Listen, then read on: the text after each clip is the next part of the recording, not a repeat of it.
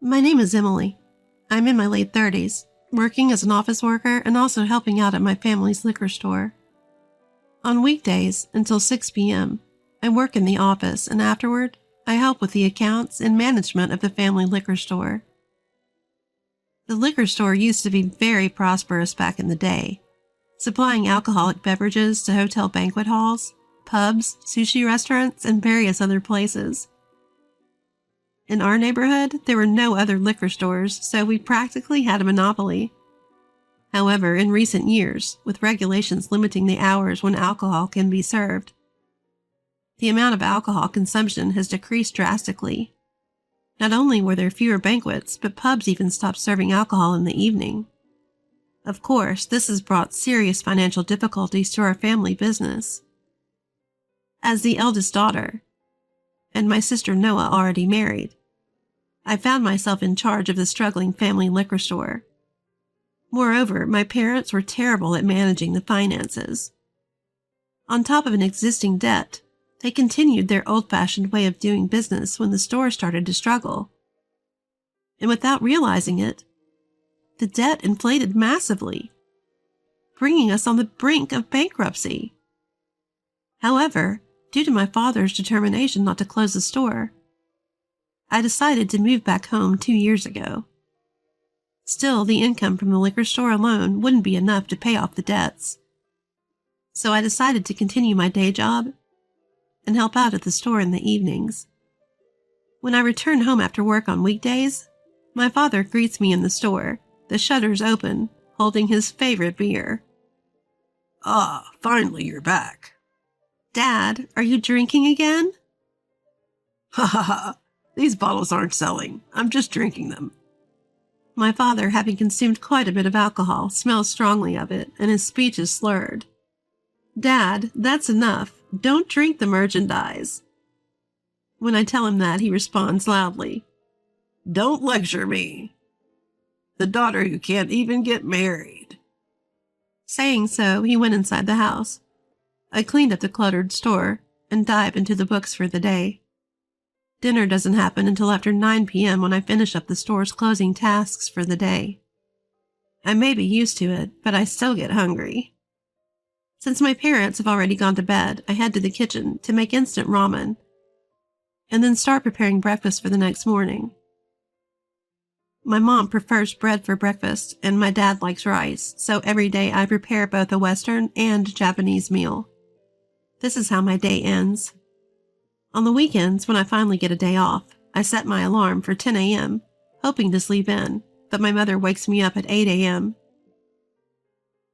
Hey, heat up your father's miso soup quickly. Why? You can do that, Mom. I refuse. Why should I have to do the housework when you're here? Now get up. My mother seems to be mistaking me for a housemaid. True, I've always been meticulous and liked cooking and cleaning, so I naturally took on the housework. But ever since I was in high school, my mother, who had come to rely heavily on me, dumped everything from taking care of my sister to housework on me. Tired of this situation, as soon as I graduated from high school, I got a job and started the work I do now. In my teens, the work was very difficult, and there were many times I wanted to give up. But each time my seniors at work helped me, and I managed to keep going. Unable to enjoy a leisurely morning, I woke up, finished the housework, and went straight to work at the liquor store. I began shouldering the family debt when the business started to struggle, a total of $3 million a year. Frankly, it's not an easy sum to manage. I lived frugally to repay the debt, using only $1 cosmetics from the dollar store, and packing homemade lunches. I endured the cold as long as I could to save on heating bills. In a bid to pull us out of this situation, I took it upon myself to help rebuild our family business. I believed that just supplying alcohol to local businesses wasn't going to cut it. I suggested to my dad that we could leverage the internet, but he was resistant, saying, Our old way is the best way. I'm not the problem. The world is. While I was deep in thought about the business, my mom would nudge me with those house chores. Is lunch ready yet? Did you hang the laundry? Juggling household tasks didn't leave me much time to devise and execute a plan to revitalize the business, leaving me always a step behind. But after much effort, I managed to start online classes using the internet, selling primarily rare alcohol available at our store, with restrictions making it hard for people to move about freely. This treasure hunt-like method of online sales was a hit, and our business started to pick up. Meanwhile, as our store's name gained visibility online, foot traffic also increased. My free time shrunk even more. Although it was tough having no time to myself, I kept pushing, thinking it was all to reduce my parents' debt. Things were finally looking up, and my parents were becoming self-sufficient. Around that time, I was told, "Noah's got a baby on the way." "Congratulations, that's great, your first grandchild." I beamed with joy, but my mom's face stiffened. "That's why you have to leave this house." "What?" I was unable to comprehend what she was saying. As I gazed at my mom in confusion, my dad, who had been listening to our conversation over a drink, added, "Noah and his wife are going to live here. Pack your stuff and get out." "But I came back to this house for the two of you." My pleas fell on deaf ears. My sister had always been a free spirit, never helped around the house, and despite wanting to be a preschool teacher and leaving for college, she dropped out within a few months because she got bored. Even after that, she lived off our parents' financial support. That continued even after she got married. Her husband didn't have a steady job either, so they lived on our parents' money and their part-time job income. Despite this, they seemed to be living comfortably, going on trips here and there. I had a feeling about this, but chose to turn a blind eye. Suddenly being told to leave the house, I was too busy to even find a new place. I asked my parents to give me at least 2 months, and I began to search for a new home, putting the liquor store work on the back burner. During one of these days, my dad called my workplace. "Emily, what the hell are you doing? The store is too busy. Come home right now." "No, I'm working now. Ask Noah." Frustrated with my father, trying to dump his work on me after telling me to leave, I hung up the phone. A few minutes later, "Emily, your father's on the phone again." "Really? Again? I am so sorry for the trouble." As I answered the phone, my father started repeating the same things from earlier, eventually shouting on the other end of the line. "Emily, you can leave early today if you want." My boss offered. I still had work to do, but didn't want to cause further disturbance at the office because of my father's incessant calls. So I decided to leave early that day. Arriving at our family liquor store, my father was there, drinking, even though we were still open for business. What? Drinking again instead of working? I was furious. When I confronted him about his drinking, he rambled on, saying, "Drinking is vital to understanding the taste of our products. You just focus on your work." Unable to see an end to the conversation with my inebriated father, I silently started the family business tasks. From then on, I juggled my work, household chores, house hunting, and the liquor store duties, leading an unimaginably hectic life. One day, due to extreme stress, I fainted at work and woke up in a hospital bed. My colleague Jason, who had accompanied me, explained that I had collapsed, hitting my head on the corner of my desk.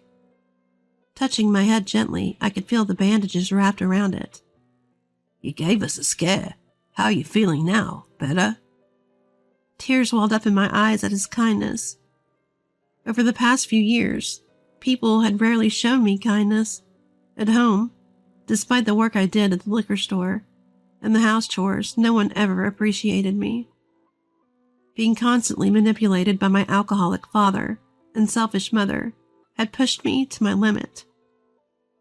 Seeing me in this state, Jason said, "You've worked really hard, but soon you won't have to worry about the house, right? Let's take it easy from now on." I expressed my gratitude to Jason, who had shown me such empathy. That's right, I would be moving out soon. The thought gave me the strength to endure a little longer. Finally, I found a house and started preparing to move out. Even then, my parents nagged me to clean every nook and cranny of the house, since my younger sister and her husband would be moving in. But by now, I was determined not to be the obedient daughter anymore. Why don't you sort it out yourself? I have nothing to do with it anymore. When I retorted, my parents seemed a bit taken aback. My father replied, "What's with that attitude? It will be a relief to get rid of someone like you." I was fed up with my ungrateful parents who showed no appreciation for everything I had done for them. Once I completed my move, my sister and her husband moved into my parents' house, and I was finally free from their control. During the weekdays, I would work and get home before 8 p.m. On weekends, I could sleep in, go for walks, do some shopping, and finally have some time to myself. I was enjoying every day more than ever before. Then, 1 month later, a phone call made me laugh out loud. "What's going on with this month's debt payment?" Suddenly, my mother called in anger. "Wait, a debt? Wasn't that created by you guys? Despite all the effort I put into rebuilding the liquor store business and doing all the house chores, who was it that kicked me out for their convenience?" I didn't give my mom a chance to respond, and in the background, Noah chimed in.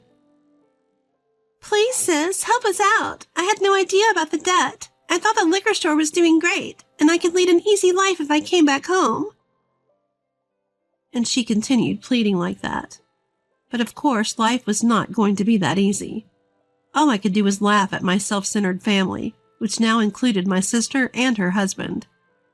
4 adults should be able to figure out money, right? When I said that, I could hear my mom and Noah arguing on the other end of the phone. They were hurling insults, blaming each other for their inaction, just tearing each other down. The argument heated up to the point where they seemed to forget I was on the phone. This went on for several minutes. Listening to their conversation, I felt very disappointed in my family.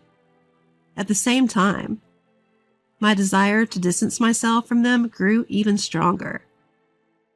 My dad, who drank all the time and didn't want to work. My mom, who didn't want to do household chores. Noah, who didn't want to work and wanted to live off her parents. And Noah's husband, who also didn't want to work. There was no way that a liquor store income could cover the nearly $1,000 in monthly debt payments and the living expenses for 4 adults with such mentality. Fed up, I said, "I don't want to be involved anymore. Oh, by the way, I'm getting married soon. I plan on moving overseas in a few months, so don't rely on me anymore." When I told them that, my mom just blurted out things like, "What do you mean overseas? You must have a lot of money. Don't go overseas. Come back home." And I was so fed up with her that I hung up. They kept calling back, but I didn't answer any more calls from my family.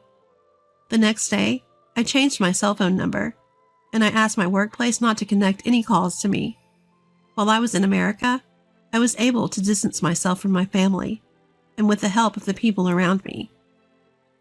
Several months later, just before leaving America, I heard from a relative that the online liquor store business that I built was also in trouble because everyone was doing their work haphazardly. Shipments were delayed, wrong products were delivered, and they were swamped with customer complaints. Bad management spread by word of mouth, damaging the reputation and hurting sales. In parallel, the fact that my dad was drunk every day became a topic of conversation, and the store was labeled as a place with a drunkard, which slowed customer traffic. The sales plummeted, and the monthly losses were back. The family liquor store, which had recovered enough to make a living, was forced to close down, and the 4 people who had lost their credibility couldn't even get a job in the vicinity of their home. They lost their means to make money, couldn't repay their debts, and had to leave the store and house they had pledged as collateral. After losing their refuge, the family of 4 scrambled desperately to get in touch with me. Yet thanks to the support of my extended family, who became my allies and kept my location secret, I was able to avoid contact with them. Despite the fact that Noah's wife is pregnant and nearing her due date, all 4 adults remained unemployed. Their daily quarrels, discussions about how to survive, and refusal to take initiative for employment eventually led to petty squabbles and blame games. In the meantime, I got married to Jason, the coworker who had accompanied me to the hospital when I fell ill. We had always been close, but the incident brought us even closer.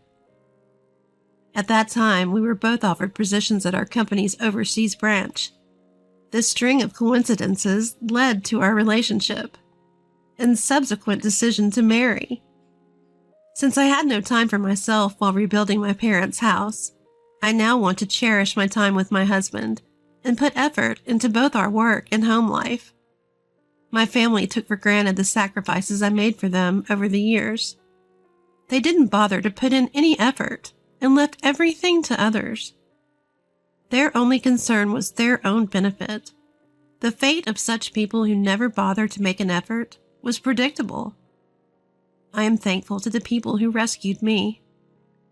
I want to use my family as a negative example and aim to lead a happy life, considering not only my interests, but also those of others.